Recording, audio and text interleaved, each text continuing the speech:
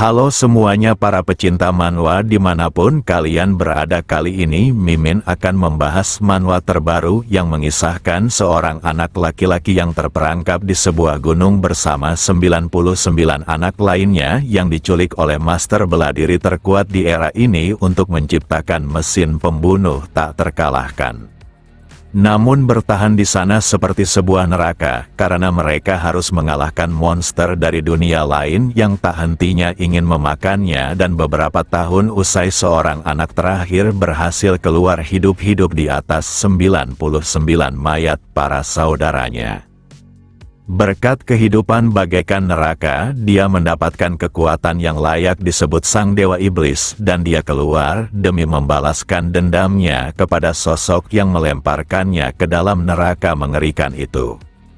Ini adalah cerita seorang pendekar berkekuatan absolut yang tidak tahu tentang dunia luar disertai dendam yang bergejolak. Cerita dimulai di suatu hari di mana sebuah peta harta karun muncul di dunia yang menggemparkan dunia seluruh Jiangnu.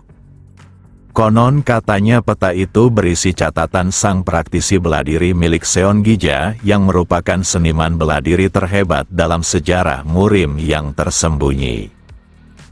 Tempat kemunculan peta itu terpusat di Hengsan bersamaan dengan senjata rahasianya yang dia tinggalkan.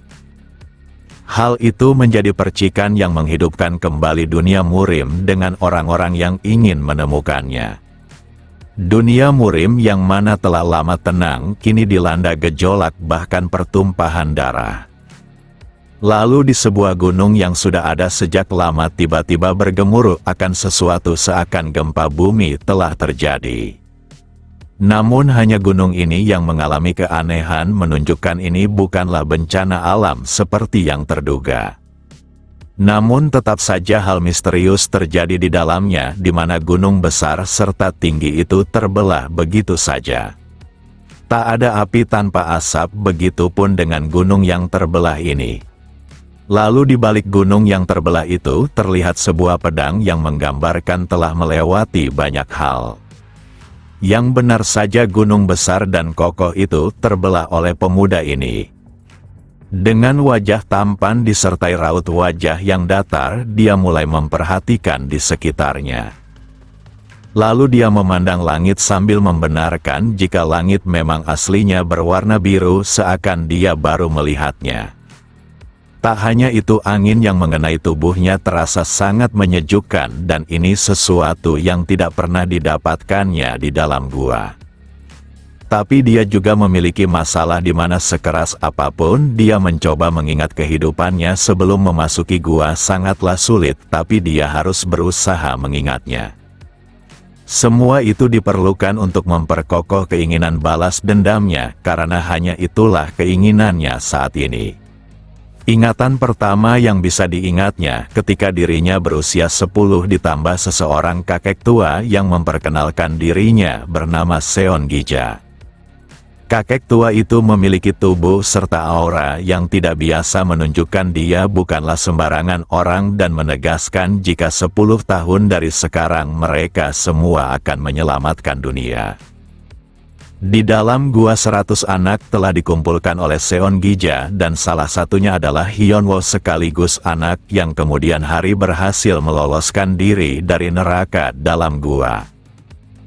Hyunwoo masih mengingat dengan jelas tatapan mata yang mengerikan milik Seon Gija yang menegaskan bahwa semua anak di depannya harus patuh padanya.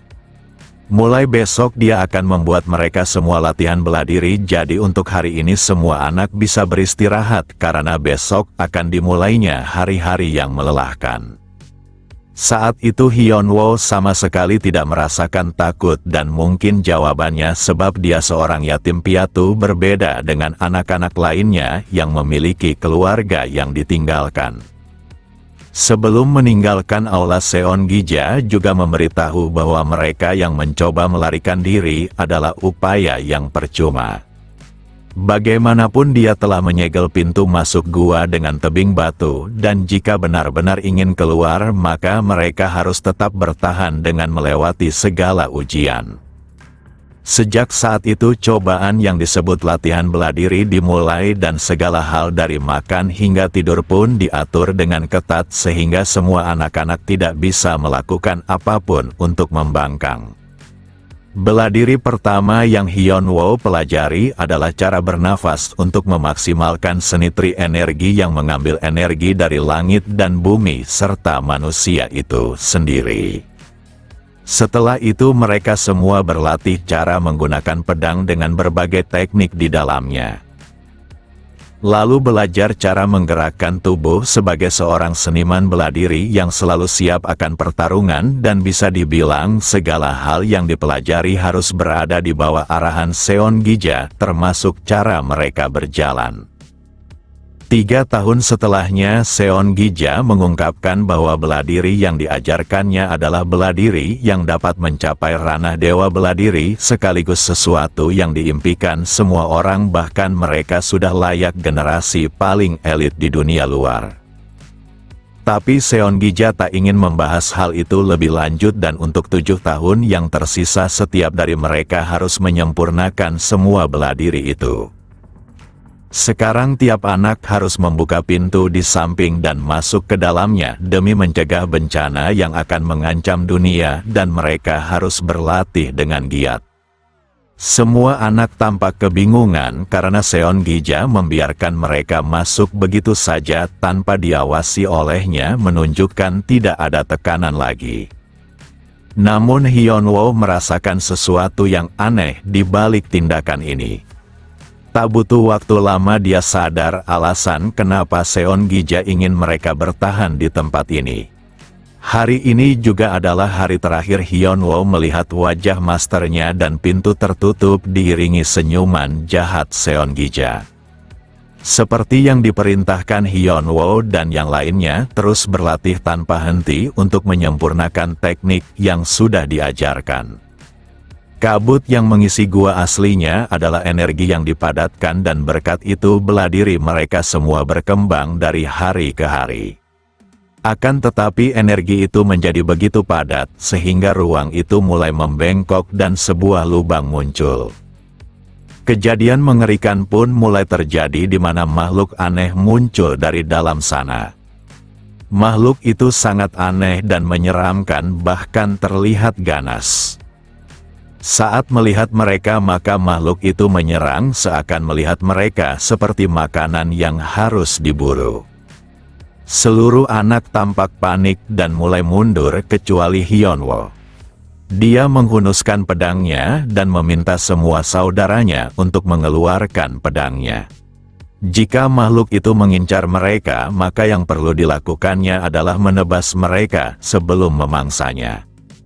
Setiap hari terus berganti dengan sangat mengerikan karena makhluk itu terus datang tanpa henti. Mereka juga tidak bisa keluar dari tempat ini dan semua anak yang sudah dibekali bela diri berjuang keras untuk hidup. Yang mereka hadapi bukanlah manusia melainkan makhluk aneh yang tak pernah terlihat. Walau bela diri mereka sudah hebat sebelum memasuki ruangan ini atas pelatihan langsung oleh Seonggi-ja, tapi sekarang mereka berkali-kali lipat lebih kuat. Hanya saja Hyunwoo harus menanggung sesuatu yang begitu pahit pasca pertempuran bersama semua saudaranya. Anak terakhir yang bersamanya sudah sekarat dan ingin Hyunwoo berjanji agar tetap bertahan. Sekarang Hyunwoo telah meninggalkan gua itu tanpa seluruh saudaranya yang gugur dalam kehidupan bak neraka itu. Singkat cerita Hyunwoo terus berjalan dan pada akhirnya tiba di sebuah kota yang ramai. Dia pun memasuki sebuah kedai dan disambut dengan baik di sana. Gadis ini adalah Seolin, putri kepala keluarga klan Zhou dan terus memperhatikan Hyunwoo. Hal yang menarik perhatiannya adalah Hyunwoo yang membawa sebuah pedang tanpa sarung. Saudara laki-laki Seolin juga memperhatikan hal tersebut dan pedang itu tampak cukup bagus. Sekarang Hyunwoo disuguhkan semangkuk makanan dan dia tak dapat mengingat kapan terakhir kali mengonsumsi makanan yang layak. Saat mencicipinya maka dia sangat menikmati seakan makanan ini meleleh di mulutnya hingga melewati tenggorokannya. Di sela itu Seolin tak mengerti kenapa pria itu terus menarik perhatiannya padahal dia tak pernah merasa seperti ini kepada siapapun. Setelah selesai makan Hyunwoo mengungkapkan rasa terkesannya akan makanan yang begitu nikmat. Pelayan ini sangat senang mendengarnya sekaligus memberitahu harga dari makanan itu. Dengan wajah datar yang lugu Hyunwoo meminta maaf karena dia telah melupakan sesuatu yang penting yaitu uang. Di mana dia tak memilikinya tapi malah bersikap buruk dengan makan begitu saja. Pelayan ini cukup yakin pria di depannya bercanda sebab dia terlalu bagus untuk dikatakan gelandangan dan bagaimanapun dia menunggu bayaran. Untuk kedua kalinya Hyunwoo menegaskan jika dia sungguh tidak memiliki uang untuk membayar. Karena dia tak mampu membayar maka pelayan ini meminta pedangnya sebagai gantinya. Akan tetapi Hyunwoo tidak bisa melakukannya sebab pedang ini sangatlah berharga. Di mana ini adalah pedang yang diberikan oleh temannya sebelum menghembuskan napas terakhirnya. Pelayan yang sebelumnya bersikap ramah, kini kehilangan kesabarannya karena siapapun yang makan harus membayar. Keributan itu memicu sebagian besar orang-orang di tempat ini ingin ikut campur karena Hyunwoo dianggap meremehkan tempat yang selalu mereka singgahi. Dikarenakan tak ingin melihat keributan, maka Seolin memutuskan untuk membayarkannya. Pelayan ini mengerti bahkan meminta maaf atas ketidaknyamanan yang baru saja terjadi. Hal ini membuat Seolin dan Hyunwoo saling bertatapan. Dia telah hidup lama di dalam gua sehingga Hyunwoo tidak mengetahui harus mengatakan apa di situasi seperti ini. Sementara itu Seolin menyadari setelah melihat mata Hyunwoo lebih dekat di mana-mana itu seperti mana anak kecil yang baru pertama kali melihat dunia. Karena tak tahu harus mengatakan apa maka Hyunwoo meninggalkan tempat ini begitu saja. Entah apakah ini hanya firasatnya, tapi Seolin merasa pemuda itu ingin mengatakan sesuatu. Orang-orang yang menyaksikan itu tak menyangka Hyunwoo pergi begitu saja. Dia bahkan tidak mengucapkan terima kasih padahal sudah dibayarkan. Jonin pun menyebut Hyunwoo adalah gelandangan yang tak punya adab, tapi Seolin cukup yakin pria itu benar-benar tidak memiliki uang. Terlepas dari semua itu Jonin juga merasa ada yang aneh di mana orang itu serasa tidak mempunyai energi dalam. Tak hanya itu orang-orang dari dunia murim yang melihat pedangnya pasti akan tertarik. Seolin tiba-tiba saja kepikiran hal yang buruk di mana berjalan tanpa sarung pedang akan membuat pria itu dalam bahaya. Entah mengapa dia ingin menolongnya dan akan segera kembali setelah membelikannya sarung pedang yang layak agar tidak menarik perhatian. Sementara itu Hyunwoo terus memikirkan kejadian di mana gadis itu telah menolongnya. Entah apapun alasan gadis itu melakukannya, sebab mereka tidak saling mengenal, tapi Hyunwoo kini paham apa yang harus diperbuatnya, yaitu mengucapkan terima kasih. Kembali beberapa saat sebelumnya di tempat di mana Hyunwoo belum muncul. Di tempat makan ini dipenuhi oleh orang-orang dari aliansi murim disebabkan sesuatu. Seolin putri kepala keluarga klan Jou menyebut seluruh tempat ini benar-benar telah dipenuhi pendekar aliansi murim. Jonin juga terkesan bahkan tak menyangka pemimpin aliansi murim secara pribadi akan bergerak menanggapi situasi ini. Sima yang merupakan agen di bawah kepala agen pengawalan klan Jou tidak memungkiri hal itu karena aliansi non-ortodoks serta bandit gunung telah ikut dalam perburuan harta karun ini, jadi sudah sewajarnya sang pemimpin aliansi murim untuk bergerak. Siapapun yang mendengar tentang Seon Gija, sang seniman bela diri terhebat dalam sejarah murim, pastinya ingin mendapatkan warisannya. Rumor mengatakan bahwa dia memiliki wawasan yang luar biasa serta teknik jebakan yang tak terhitung jumlahnya serta kemampuan hebat untuk membaca aliran energi surgawi. Tak sampai di situ saja, Seon Gija menciptakan bela diri yang disebut pedang kilat bayangan dan mengguncang dunia. Di dunia ini terdapat banyak sekali teknik, tapi apa yang digunakan oleh Seon Gija sangatlah unik, sehingga sukar diatasi dan suatu hari dia mewariskan bela dirinya ke seorang pengembara. Hal itu membuat pengembara yang cuma seorang seniman bela diri biasa-biasa saja menjadi master hebat dalam 3 tahun.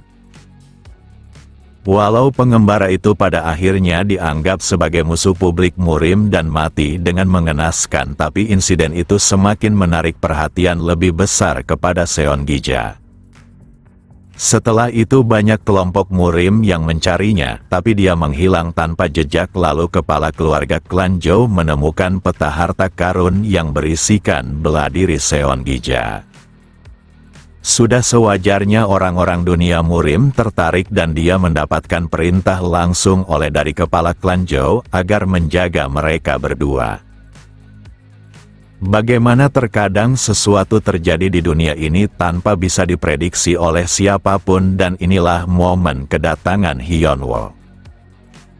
Kembali di waktu sekarang di mana Jonin menghentikan Seolin yang mencoba mengikuti gelandangan yang tidak punya sopan santun, lagian mereka juga tidak saling mengenal.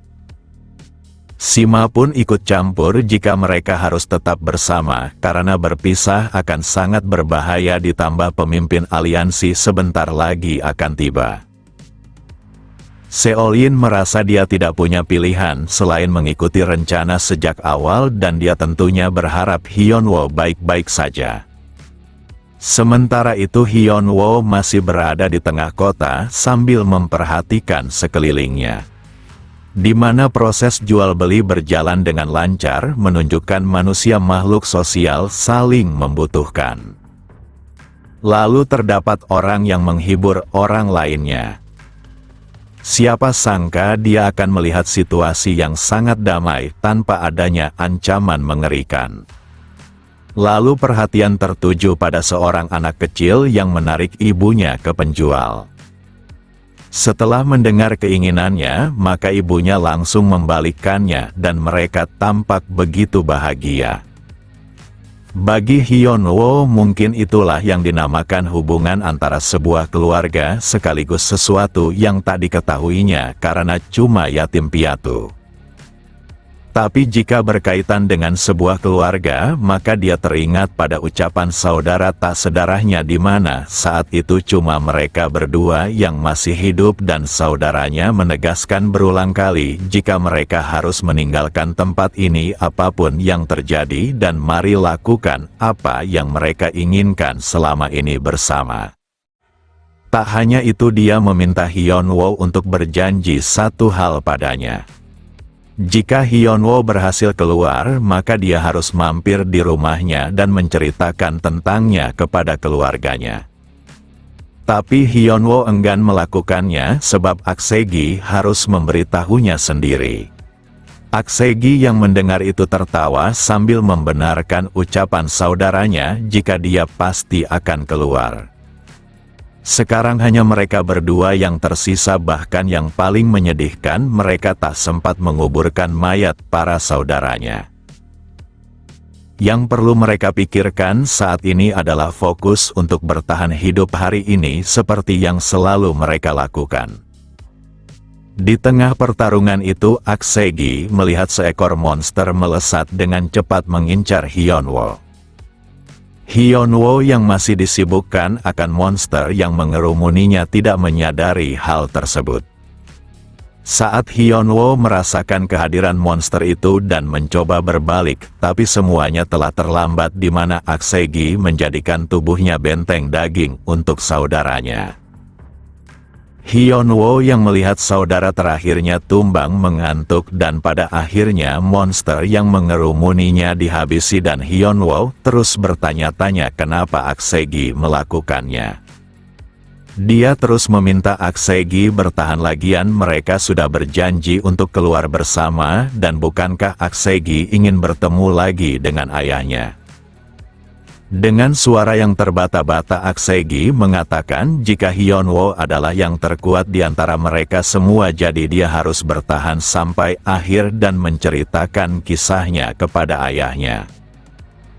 Hari ini saudara-saudara yang menemaninya tak tersisa lagi sehingga menciptakan amarah serta dendam yang begitu kuat dalam hatinya.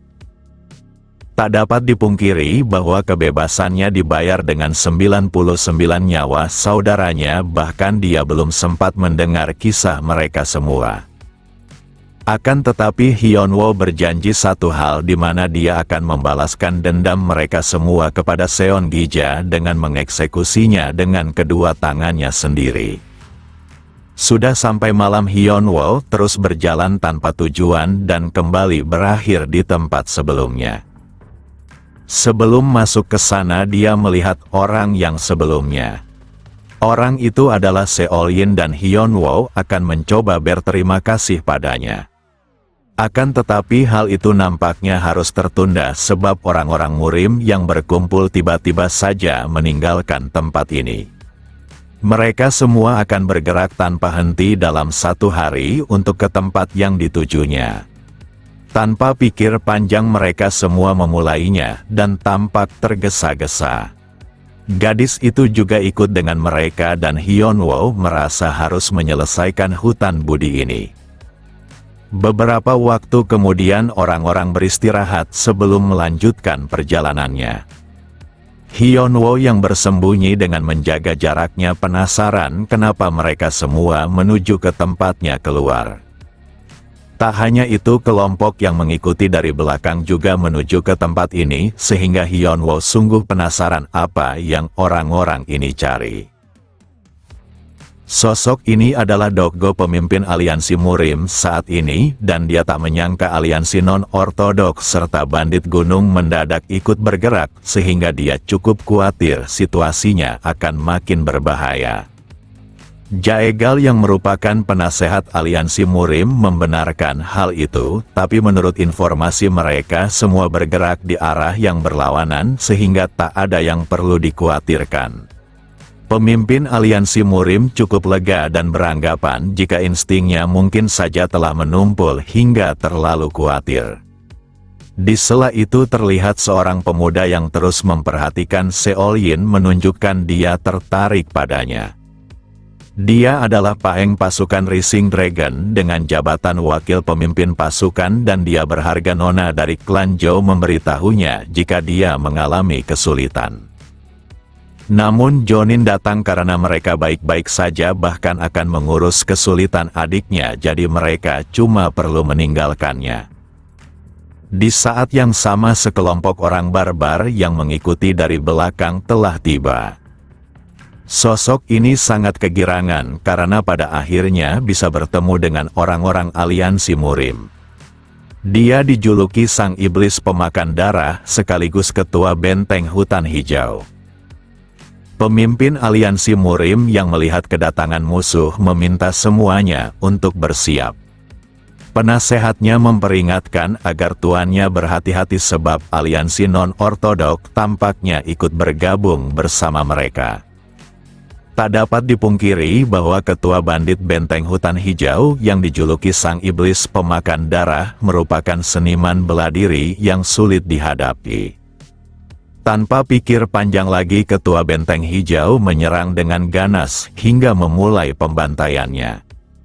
Dia bergerak dengan cepat dan setiap gerakannya menelan korban. Walau orang-orang dari aliansi Murim mencoba menghentikannya, tapi dia terlalu kuat untuk ukuran mereka.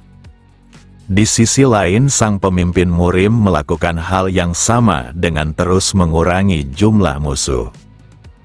Setelah itu kedua pemimpin dari telah bertemu dan akan saling bertarung. Di sana senjata mereka saling bertabrakan dengan hebat tanpa ada satupun yang mundur. Walau pemimpin aliansi Murim bertarung dengan baik berbeda dengan pasukannya. Di mana mereka kalah jumlah dan jika seperti ini terus semuanya akan binasa. Sang iblis pemakan darah dapat merasakan pemimpin aliansi Murim sedang kesulitan dan apapun yang terjadi rahasia yang ditinggalkan oleh Seon Gija akan menjadi miliknya. Saat mendengar nama masternya, maka Hyunwoo segera bereaksi. Tanpa pikir panjang, dia memutuskan untuk ikut campur demi mendapat informasi lebih lanjut. Lalu dia mengangkat sebuah batu dengan pedangnya. Sambil melompat ke udara, dia membawa batu itu seakan merencanakan sesuatu. Yang benar saja, Hyunwoo malah menghancurkannya hingga menjadi berkeping-keping dalam beberapa tebasan. Tiap tebasan itu untuk memastikan tiap musuh mendapatkan serangan dari pecahan batu tersebut. Dalam waktu singkat seluruh target dikalahkan dengan mudah tanpa perlawanan yang berarti. Tak berhenti di situ saja, Hyunwoo juga menghabisi mereka dengan menebasnya secara langsung. Kehadirannya sudah seperti monster malam yang menakutkan hingga membuat semua orang tercengang. Sepatah kata yang dikatakannya cukup singkat dengan menanyakan di mana Seon Gija berada. Sang pemimpin aliansi Murim sungguh kebingungan karena dia bahkan tak merasakan hawa keberadaan pemuda itu. Lalu sang penasehat Murim mengucapkan terima kasih atas bantuan yang diberikan, akan tetapi sosok yang ditanyakannya sudah tidak ada. Di mana Seon Gija sudah mati 10 tahun yang lalu dan hal tersebut membuat Hyunwoo sangat emosional. Meski Hyunwoo sangat terpukul akan yang dikatakan orang di depannya, tapi dia tetap menjaga mimiknya wajah bagaimanapun dia sudah terbiasa hal yang mengejutkan. Namun dia masih belum membalas dendam seluruh saudaranya dan hal itu sungguh menyakitkan.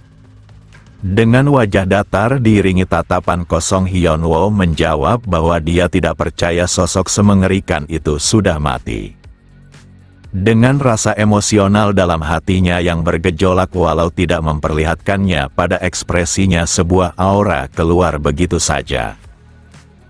Orang-orang yang berada di sekitarnya bahkan mulai terkena dampaknya dengan kesulitan menjaga kesadarannya.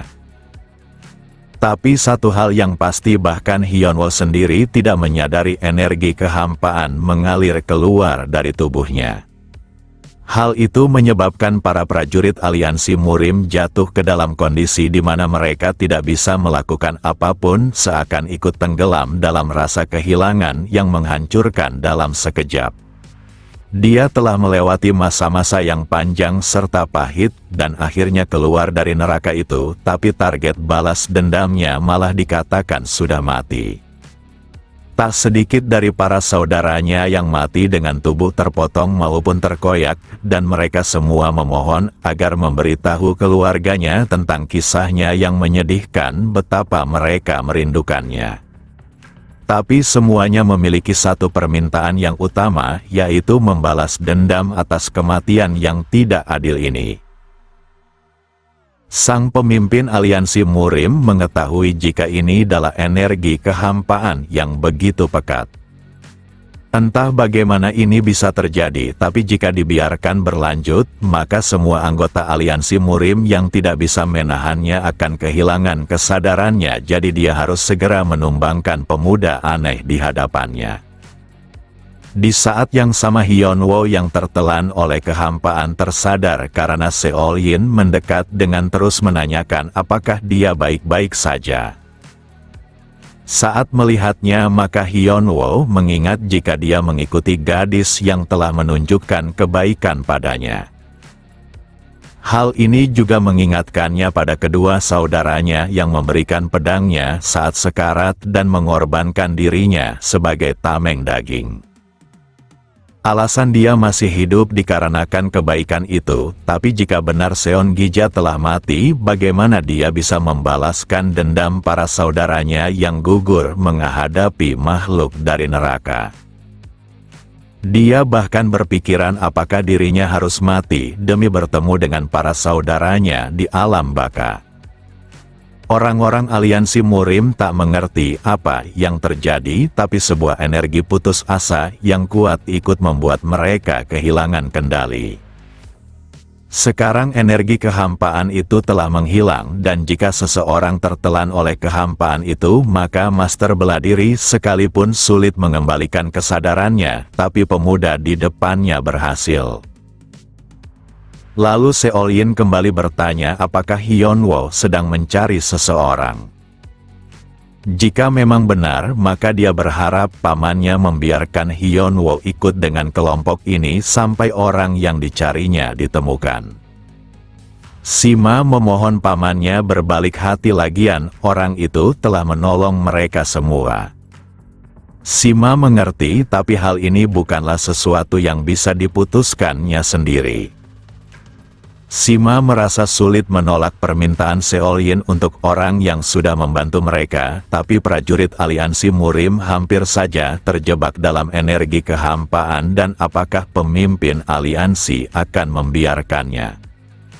Sang pemimpin aliansi Murim tidak memungkiri bahwa pemuda itu bisa mengalahkan ketua bandit gunung yang terkenal serta aliansi non-ortodok dengan mudah, jadi dia tentunya berbahaya. Maka dari itu akan lebih baik untuk menjaganya dengan tetap dekat, daripada melepaskannya.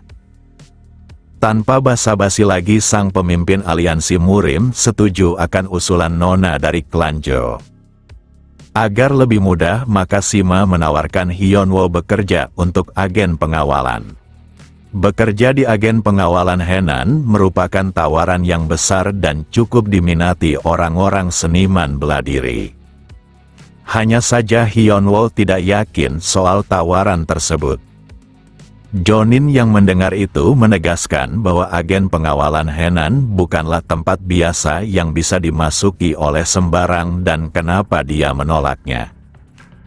Hyunwoo sebenarnya ingin menjawab hal tersebut, tapi dia tidak mengetahui apa itu agen pengawalan. Ucapan itu membuat semua orang terkejut atas pengetahuan Hyunwoo yang minim dan Seolin akan menjelaskannya. Dengan penuh semangat dia memberitahu jika itu adalah tempat di mana orang bekerja sebagai pengawal untuk melindungi klien dalam perjalanan. Walau sebagian besar orang tertawa, tapi ada juga yang kesal karena menganggap Hyunwoo pasti ingin menarik perhatian. Tapi pedang yang dia bawanya terlihat cukup bagus untuk dimiliki. Niat membunuh yang terpancar dari pedang itu menunjukkan bukanlah senjata biasa. Paeng tak menyangka bagaimana bisa pedang bagus berakhir di pinggang orang itu dan pedang tersebut membutuhkan tuan yang layak. Hanya saja terlalu banyak mata yang memandang, jadi mereka harus menunggu momen yang telah ketika pemimpin aliansi Murim tidak melihatnya. Keesokan harinya mereka pun tiba di wilayah Haesan dan mereka dapat merasakan ada yang aneh dengan tempat ini.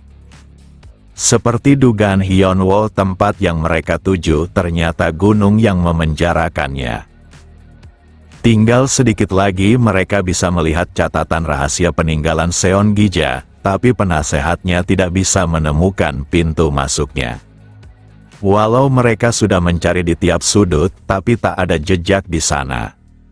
Sang pemimpin aliansi Murim merasa cara tercepat adalah memotong gunung ini, tapi jika hal itu dilakukan maka catatan tersebut bisa rusak. Di tengah kebingungan, semua orang Hyunwoo dapat merasakan pintu masuknya.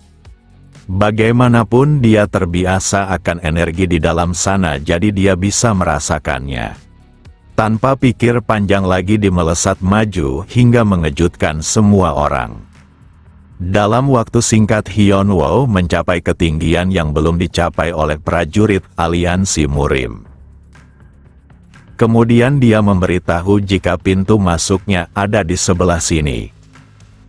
Sang pemimpin aliansi Murim sangat terkejut karena Hyunwoo seakan mengetahui jalannya, padahal gunung ini tidak tersentuh oleh manusia. Dengan raut wajah datar Hyunwoo memberitahu jika dia dulunya tinggal di tempat ini. Paeng yang mendengar itu tak bisa menahan tawanya, karena itulah Hyunwoo bahkan tak mengetahui apa itu agen pengawal. Dia pastinya orang yang hidup seperti hewan liar di pegunungan ini dan dunia luar tidaklah cocok dengannya. Kemudian sang pemimpin aliansi Murim mengumumkan jika pencarian akan dilakukan olehnya ditemani dengan penasehat serta pemimpin pasukan Rising Dragon. Sementara yang lainnya akan tetapi berada di luar untuk berjaga. Sebelum pergi Dokgo mengungkapkan terima kasihnya sebab dia terus saja mendapatkan bantuan dari Hyunwoo. Sebagai pemimpin aliansi Murim, maka dia takkan melupakan kebaikannya. Sebenarnya Hyunwoo ingin mengatakan jika di dalam saja tidak ada apapun. Yang ada hanyalah kenangan kematian yang mengerikan atas pertarungan panjang yang dilakukan olehnya dan saudaranya. Karena Hyunwoo terlihat tidak nyaman, maka Dokgo memintanya untuk istirahat saja bersama yang lainnya. Setelah itu mereka pun mulai menjelajahi gua di gunung ini dengan harapan mendapatkan catatan rahasia peninggalan sosok terkuat di Murim. Bagi Hyunwoo apapun yang orang lain lakukan tak ada hubungan dengannya, lagian Seon Gija sudah mati. Lalu Seolin menghampirinya karena penasaran apakah Hyunwoo sungguh tinggal di tempat ini. Tanpa mengucap sepatah kata pun Hyunwoo cuma mengangguk menunjukkan dia membenarkannya. Namun Paeng yang merupakan wakil dari kelompok Rising Dragon malah menyela. Dia berdalih jika tak ada jaminan Hyunwoo bukanlah mata-mata musuh. Tuduhan itu membuat Seolin kesal sebab Hyunwoo sudah menolong mereka sejauh ini, tapi kenapa dirinya masih dituduh bagian dari musuh. Kemudian Paeng memanfaatkan kesempatan ini dan jika memang Hyunwoo bukanlah di pihak musuh, maka dia harus menyerahkan pedangnya dan dia akan menyimpannya. Paeng sungguh tertarik pada pedang itu dan jika dilihat dari dekat makin menakjubkan. Awalnya memang terlihat seperti pedang tua biasa, tapi niat membunuh yang dipancarkannya bukan sesuatu yang pernah dia lihat sebelumnya.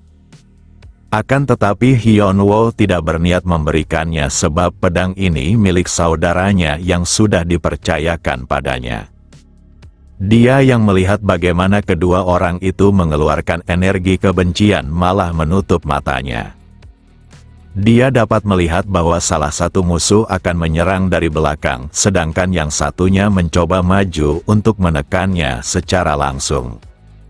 Ini adalah serangan kombinasi dari dua sisi yang fokuskan untuk langsung menghabisinya. Maka dari itu langkah pertama yang harus dilakukannya adalah menghindar dengan cepat. Kemudian menebas mereka dalam waktu singkat tanpa bisa berkutik akan serangannya. Hal itulah yang dilihat oleh Hyunwoo tentang hal yang coba dilakukan kedua orang di depannya. Seperti dalam pikirannya, ternyata mereka benar-benar menyerang dengan cara yang sama. Mereka datang dari dua sisi untuk menghabisinya, tapi Hyunwoo masih tak bergeming dari tempatnya. Di sela itu Paeng menyebut jika Hyunwoo takkan terluka jika dia bersedia memberikan pedang itu padanya. Namun mereka berdua tidak mengetahui jika yang coba disentuhnya adalah manusia yang lebih mengerikan dari monster dari neraka. Kemudian sang pemimpin aliansi Murim ternyata telah kembali sambil mempertanyakan apa yang coba mereka perbuat. Dia meminta mereka untuk mengawasi tempat ini, tapi malah bermain-main seperti itu. Dengan kembalinya sang pemimpin aliansi Murim beserta yang lainnya, maka semua orang penasaran apakah senjata rahasia Seon Gija telah ditemukan. Tanpa mengungkapkan apapun, sang pemimpin aliansi menyatakan penjelajahan sudah selesai dan mereka akan kembali. Paeng yang sangat kesal menganggap Hyunwoo beruntung karena pemimpin aliansi telah datang. Seolin yang khawatir padanya menanyakan apakah dia baik-baik saja. Hanya saja Hyunwoo tidak terlalu paham kenapa Seolin mengatakan itu, padahal kedua orang itulah yang hampir menemui ajalnya. Lalu Seolin memperkenalkan dirinya dan mereka belum saling mengenal. Saat Hyunwoo memberitahu namanya, maka Seolin mengaguminya sebagai nama yang indah. Karena misi sudah selesai, Seolin meminta Hyunwoo untuk segera turun. Beralih ke Provinsi Hubei di mana semua orang mulai membicarakan bahwa aliansi Murim telah menemukan senjata rahasia Seon Gija dan jika seperti ini maka cuma tinggal waktu saja sebelum aliansi Murim menguasai dunia. Tak hanya itu juga orang-orang sangat penasaran senjata macam apa yang aliansi Murim temukan tapi mereka tidak pernah memperlihatkannya. Rumor terus bermunculan mengenai aliansi Murim dan mulai menyebar semakin luas dan hal ini menjadi pembicaraan yang perlu dirapatkan dalam kantor pusat aliansi Murim. Dokgo sang pemimpin aliansi Murim terlihat kesal sebab tidak akan ada yang percaya meskipun dia sudah mengatakan tak ada yang namanya senjata rahasia Seon Gija. Para tetua Dewan Aliansi Murim telah mendengar kabar itu sudah melewati Wuhan serta menyelimuti seluruh daratan Hubei. Namun faktanya yang mereka temukan di dalam gua hanyalah kotak kayu yang sepertinya ditinggalkan oleh Seon Gija beserta sepucuk surat. Kotak itu terjaga dengan baik bahkan surat di bawahnya seakan sengaja diletakkan agar yang menemukan dapat membacanya. Isi surat itu berkaitan dengan makhluk iblis darah. Dikatakan bahwa makhluk iblis darah itu adalah sosok yang akan mengguncang zaman dan akan menghancurkan seluruh daratan Murim. Untuk mencegah hal itu maka Seon Gija menegaskan dirinya merawat 100 anak master bela diri dan dia memohon agar anak itu digunakan untuk menghentikan sang makhluk iblis darah. Dikarenakan master bela diri yang didiknya tentunya akan sangat kuat jadi diperlukan serangga parasit yang tersedia di dalam kotak kayu. Dengan ini Seon Gija ingin memastikan makhluk iblis darah takkan mendapatkan apa yang diinginkannya. Sang pemimpin aliansi Murim sudah melihat berbagai macam serangga parasit, tapi jenis ini belum pernah terlihat sebelumnya. Akan tetapi isi surat itu belum dapat dipercayai sepenuhnya karena Seon Gija juga tidak dapat dikatakan master bela diri yang menempuh jalan kebajikan murni. Dibandingkan fokus dengan isi surat Seon Gija, sang pemimpin aliansi Murim merasa ada dalang di balik semua ini. Tetua ini membenarkan anggapan tersebut karena terdapat beberapa alasan yang mencurigakan. Yang pertama mungkin saja ini adalah alasan bandit Gunung Hutan Hijau yang dengan sengaja menjebak untuk menghabisi aliansi Murim. Namun saat tiba di Hengsan tidak ada jejak mereka sama sekali di dalam gunung itu jadi ini belum dapat dipastikan kebenarannya. Lalu sebuah rumor yang terus berguling layaknya bola salju yang menuruni gunung terus menyebar. Jika dilihat dari situasinya maka ini seperti percobaan nyata untuk mengalihkan seluruh perhatian Jiangnu pada aliansi Murim. Dengan begitu maka orang-orang yang menginginkan senjata rahasia Seon Gija tentu akan mengincar aliansi Murim dan hal ini tentu sangat merugikan aliansi Murim. Sebagai penasihat tetua ini harus mencurigai kepala klan Zhou karena dia orang yang membawakan peta tersebut. Salah satu tetua menjawab jika kepala klan Zhou tak mungkin berperilaku seperti itu karena dia selalu menjunjung kehormatan. Sang pemimpin aliansi Murim juga berpikiran seperti itu, bagaimana jika ada mata-mata di dalam klan Zhou yang menciptakan situasi ini jadi mereka perlu mengirim seseorang yang cocok untuk mengawasinya. Walau kemungkinan besar klan Zhou tidak terlibat, tapi tak ada jaminan mereka tidak dimanfaatkan oleh pengkhianat. Sementara itu Hyun Woo yang mengikuti klan Zhou akhirnya telah tiba di markas. Dikarenakan Sima ingin menemui kepala klan dulu, maka Hyun Woo sebaiknya dibawa ke agen pengawalan Henan terlebih dahulu. Di sela itu Seol Yin sebenarnya ingin Hyun Woo memakai sarung pedang sebelum sampai di dalam klannya, tapi hal itu tampaknya mustahil. Hyun Woo yang tak pernah melihat dunia luar sejak kecil tak menyangka orang-orang sangat terobsesi pada sarung pedang. Tak peduli seberapa bagus sarung pedang yang dibeli oleh Seol Yin, tidak ada yang bisa menahan niat membunuhnya.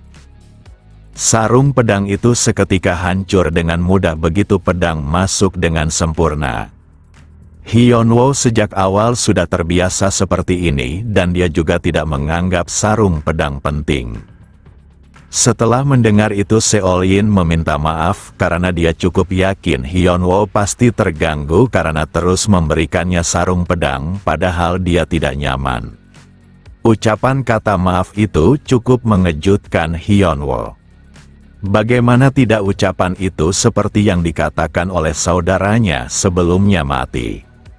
Dia tak mengerti kenapa orang yang sekarat selalu meminta maaf dan kenapa gadis ini meminta maaf padahal tidak sekarat. Maka dari itu dia meminta Seol-in untuk jangan pernah meminta maaf lagi padanya. Bagaimanapun dia tidak suka mendengarnya dan hal itu hanya akan mengingatkannya pada saudaranya. Lalu Sima berteriak memanggilnya agar Hyunwoo mengikutinya. Saat mendengar namanya dipanggil maka Hyunwoo segera berbalik tanpa mengucapkan sepatah kata pun kepada Seol-in. Gadis ini terus bertanya-tanya apakah dia baru saja mengatakan sesuatu yang salah. Dalam waktu singkat Hyunwoo mulai belajar dan dapat menebak jika porter adalah buruh yang mengangkat barang-barang untuk agen pengawalan. Di sela itu Sima berteriak agar Jonsul melatih porter baru yang dibawanya. Sebagai ketua porter Jonsul yang sedang bekerja pasti akan melakukannya dengan baik. Sima tidak memungkiri bahwa Jonsul pria yang cukup kasar, tapi seharusnya tidak akan ada masalah. Maka dari itu dia memintanya belajar dengan baik, karena memiliki pengetahuan tentang dunia luar itu sangat diperlukan. Hyunwoo mengangguk menunjukkan dia akan berusaha melakukannya. Setelah Sima yang merupakan kepala agen pengawalan pergi, maka Jonsul menunjukkan intimidasinya. Walau anak di depannya direkomendasikan oleh tuannya, tapi dia tetap harus menerima latihan yang keras. Tak hanya itu dia juga sangat kesal karena Hyunwoo cuma menjawabnya dengan sangat singkat tanpa rasa hormat dan apa yang sedang dilihatnya. Dengan wajah polosnya Hyunwoo menjawab jika tangan serta kaki Jonsul sangat pendek dibandingkan kebanyakan manusia yang ditemuinya. Hal itu tentu saja membuatnya marah sebab baru pertama kali mendapatkan perlakuan seperti ini oleh anak baru. Dia pun menanyakan apakah Hyunwoo ingin mati di hari pertamanya bekerja. Hyunwoo yang sejak kecil sudah hidup dalam gua tidak terbiasa akan perlakuan seperti ini. Maka dari itu dia mulai menganggap ini adalah ancaman dan apakah dia harus menebasnya sekarang juga. Saat melihat Hyunwoo memegang senjatanya, Jonsul tak menduga seorang yang ingin bekerja sebagai porter malah membawa pedang. Hal ini sungguh tak wajar dan dia meminta pedangnya untuk diserahkan karena porter tidak memerlukan pedang. Hanya saja Hyunwoo selalu pada pendiriannya jika dia takkan pernah melepaskan pedangnya. Tatapan tajam miliknya serasa sangat menusuk dan Jonsul tak tahu dari mana datangnya niat membunuh ekstrim ini. Karena dikuasai oleh perasaan aneh, maka dia berbalik dan menyuruh Hyunwoo untuk istirahat karena besok dia harus bekerja. Di sisi lain Hyunwoo masih tidak paham kenapa orang-orang dunia luar tampak mendambakan pedang miliknya. Nyali Jonsul yang ciut menjadi bahan tertawa oleh bawahannya karena dia ketakutan menghadapi anak baru yang tampak lemah itu. Bisikan itu membuatnya mengantuk dan akan menghajar mereka, tapi bawahannya langsung tersenyum ramah seakan mereka tidak membicarakannya. Sebelum itu dia meminta Hyunwoo untuk ikut dengannya ke asrama. Jika bukan karena pedang itu maka Jonsul pasti sudah menghajarnya. Tapi dia pasti akan membalas penghinaan ini karena sudah mempermalukannya di hadapan anak buahnya. Beberapa jam setelah itu di saat semua orang sedang lelap dalam tidurnya, Jonsul ternyata belum tidur karena dia harus menyelesaikan pembalasan dendamnya. Dia yakin anak baru itu pastinya tidur di sekitar sini, dan dia cuma perlu mencarinya lalu memukulinya. Saat sedang mencari dia tiba-tiba saja terbentur oleh sesuatu. Hal ini cukup mengejutkannya karena seharusnya tidak ada tiang di tempat ini. Namun setelah memperhatikannya ternyata Hyunwoo adalah orang itu.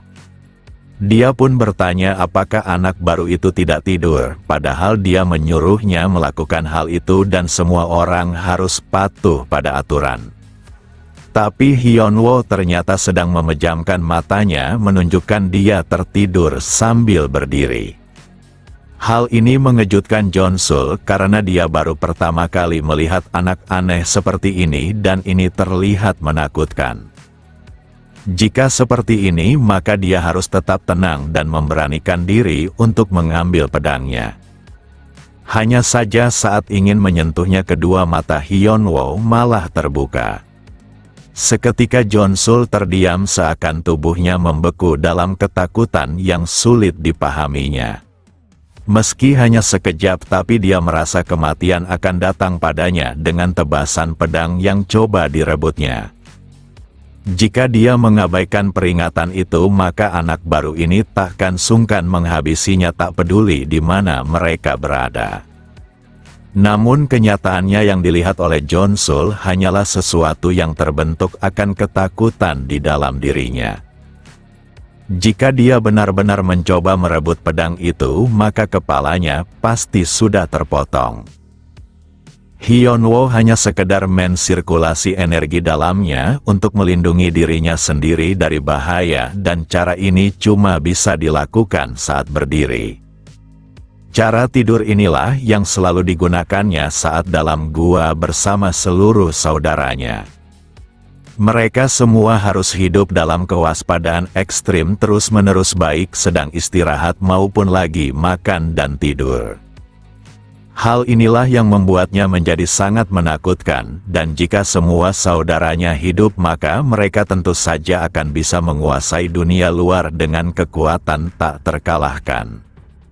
Pada keesokan harinya saat Jonsul pingsan akan rasa takut dan dia yang terbangun segera berlari saat melihat wajah Hyunwoo. Kemudian dia mulai melakukan pekerjaannya untuk menyusun barang di kereta. Dalam waktu singkat dia telah menyelesaikannya seakan menyusun sesuatu yang seringan kapas. Walau dengan raut wajah kaku, tapi Hyunwoo tak menduga pekerjaan porter semudah ini. Para porter senior yang melihatnya sangat takjub karena cara seperti itu bukanlah sesuatu yang bisa dilakukan oleh orang biasa. Dikarenakan pekerjaan mereka belum selesai, maka Hyunwoo menanyakan apakah dia harus menyusun barang mereka juga. Dengan penuh kebingungan dan senang para porter menyemangati Hyunwoo seakan dia adalah pahlawan.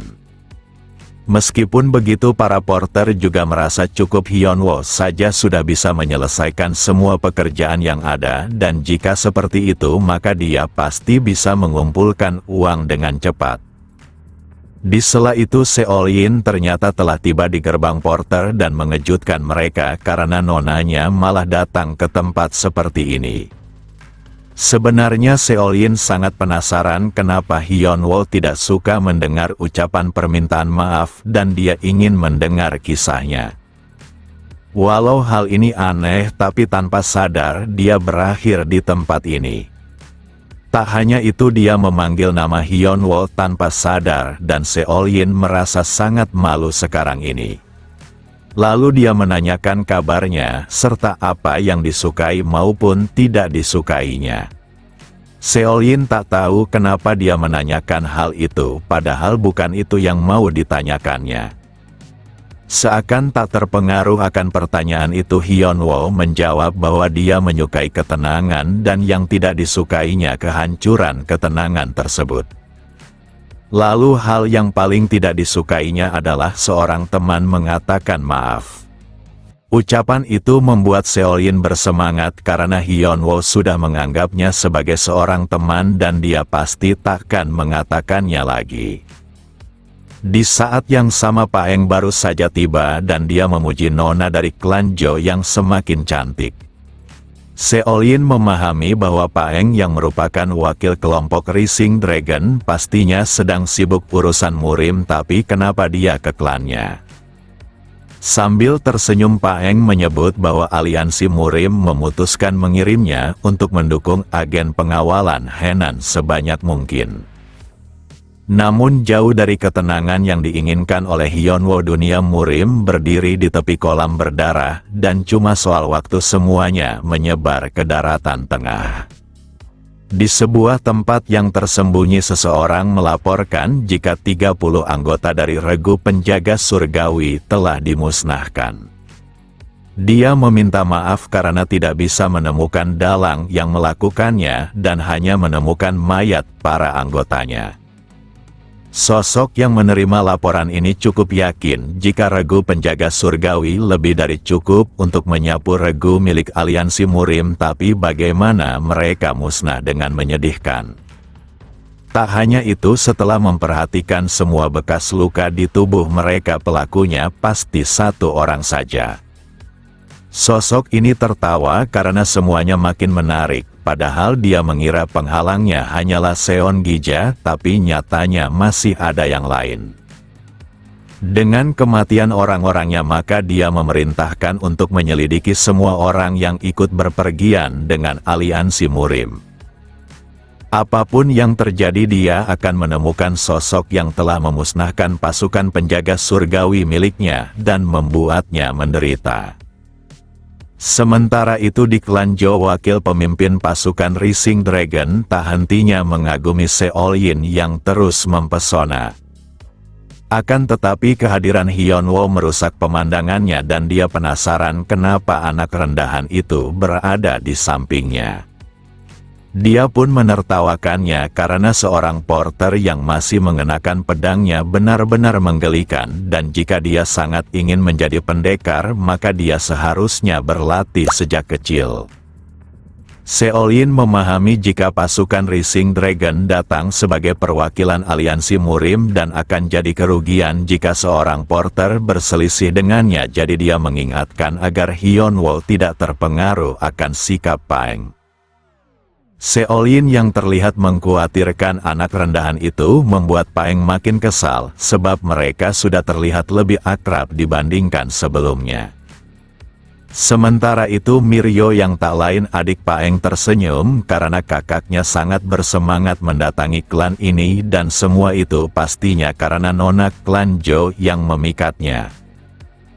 Tapi melihatnya sedang bersaing dengan seorang porter sungguh menggelikan, karena porter itu akan mengalami nasib buruk.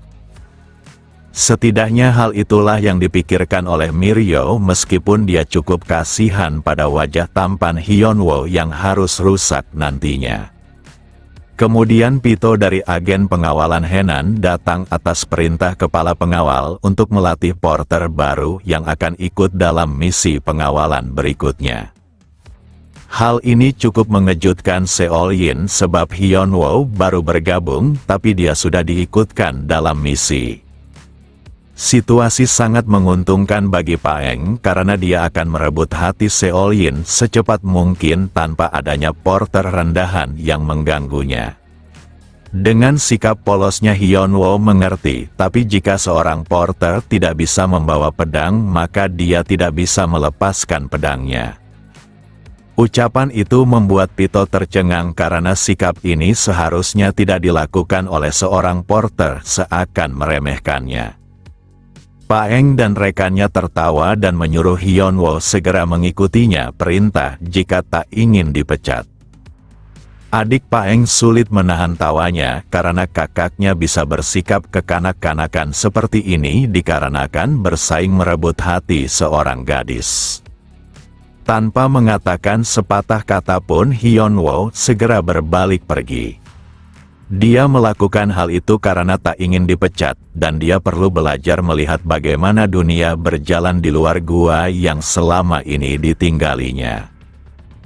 Kembali beberapa saat sebelumnya di mana Paman Seolin ingin memastikan Hyunwoo tidak membuat masalah selama misi pengawalan, jadi Pito harus mengajarinya. Tindakan ini juga dilakukannya untuk menjauhkannya dari Seolin sebab dia merasa ada yang aneh dari dalam diri Hyunwoo. Pito tak mengerti kenapa dia harus mengawasi anak baru itu, padahal dia bukan anak kecil dan tugas porter juga tergolong mudah dengan hanya membutuhkan kekuatan fisik saja.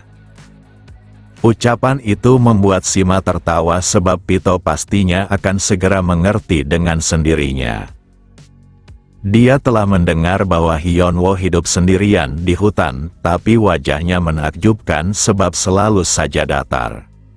Tak hanya itu, bagaimana bisa seorang porter bersikeras membawa sebuah pedang? Maka dari itu dia menanyakan apakah Hyunwoo sedang mempelajari ilmu pedang sehingga tak ingin berpisah dari pedangnya. Hyunwoo pun menjawab jika dia sudah belajar teknik pedang Tri Energi.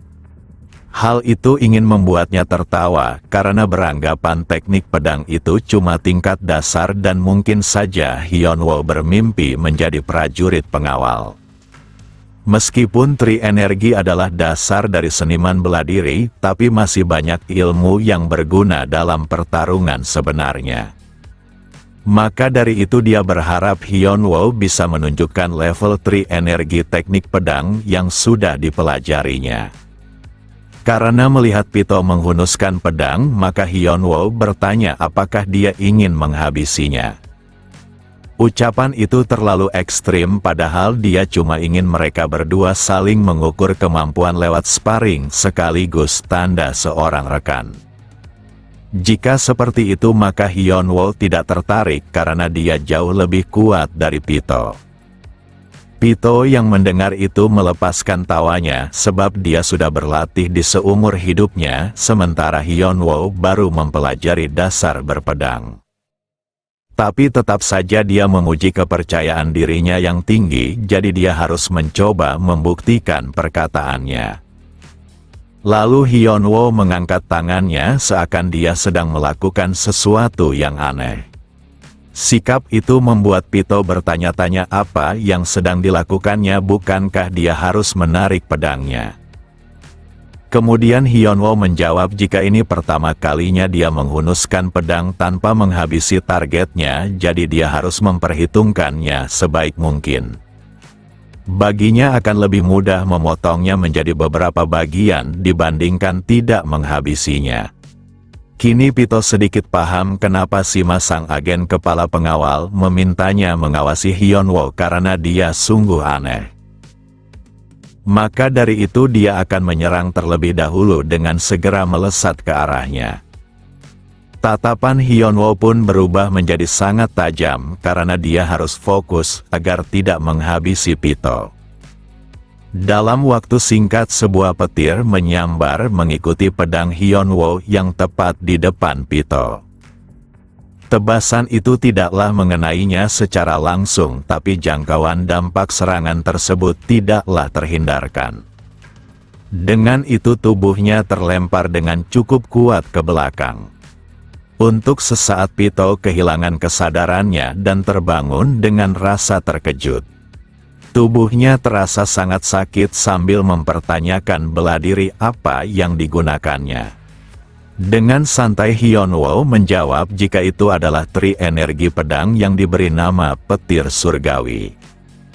Walau Hyunwoo sudah mengatakan teknik itu merupakan bagian dari Tri Energi, tapi Pito sulit mempercayainya. Energi pedang barusan yang dilihatnya seperti gemuruh yang datang dari langit, dan ini tingkatan seorang master, dan apakah kepala agen pengawal mengetahui hal ini? Hyunwoo tak tahu menjelaskannya, tapi dia bisa jujur bahwa kemampuan mereka berdua seperti langit dan bumi. Pito pun tertawa karena Hyunwoo sungguh sangat kuat, tapi kepribadiannya seperti anak kecil yang tak tahu bagaimana harus berinteraksi kepada orang lain. Maka dari itu dia makin bersemangat untuk mengajarinya aturan yang ada di masyarakat supaya dia bisa menggunakan bela dirinya tanpa membuat masalah. Sambil mengulurkan tangannya seakan meminta bantuan, Pito menegaskan akan mengajarkan sesuatu yang tidak kalah penting dari ilmu berpedang. Hyunwoo pun mengangguk tanpa membantunya berdiri. Pito pun memberitahu dalam kondisi seperti ini maka Hyunwoo sebaiknya membantunya berdiri. Dia pun melakukannya dan Hyunwoo mendapatkan seorang teman tanpa disadarinya. Sejak hari itu dia tinggal di rumah Pito dan tidur dengan posisi berdiri yang mengejutkan Pito itu sendiri.